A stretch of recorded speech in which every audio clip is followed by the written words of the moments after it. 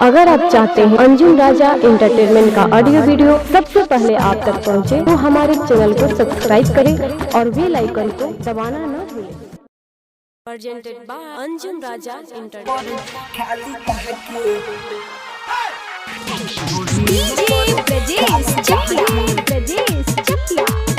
Kalika movies recording studio Sugauli.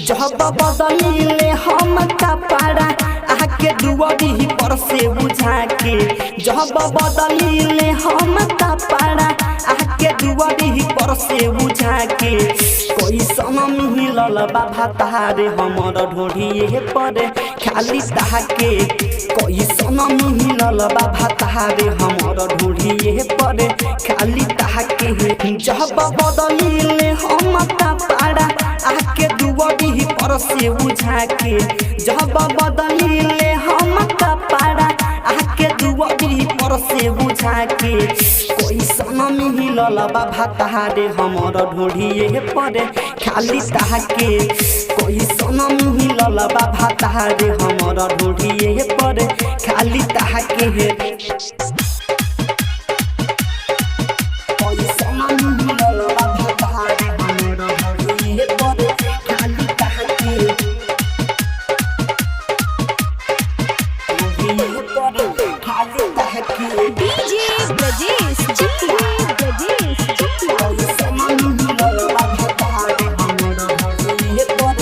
Presented by Anjum Raja entertainment. तनको बात रे हमर केतना ले समझाई रे, धई के हमर दुनु चोपाना देता के न माराई रे, देता के न माराई सखी रे माने न तनको बात रे हमर केतना ले समझाई रे, धई के हमर दुनु चोपाना देता के न माराई रे।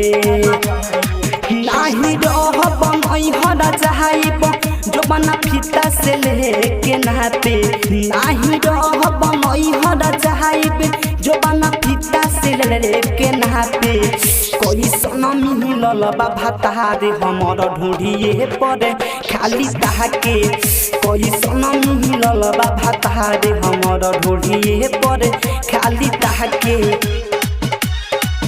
कोई सनम मिलल बाबा तारे हमर ढोढ़िए पर खाली ताके, ढोढ़िए पर खाली ताके। डीजे ब्रजेश चकिया, ब्रजेश चकिया। कोई सनम मिलल बाबा तारे हमर ढोढ़िए पर खाली ताके।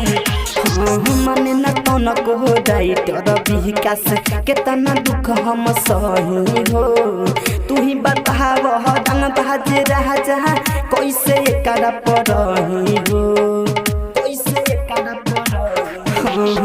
मने न तनको डाइटर विकास केतना दुख हम सही हो, तू ही बताव रंग बाजे राजा कैसे करा पड़ही हो।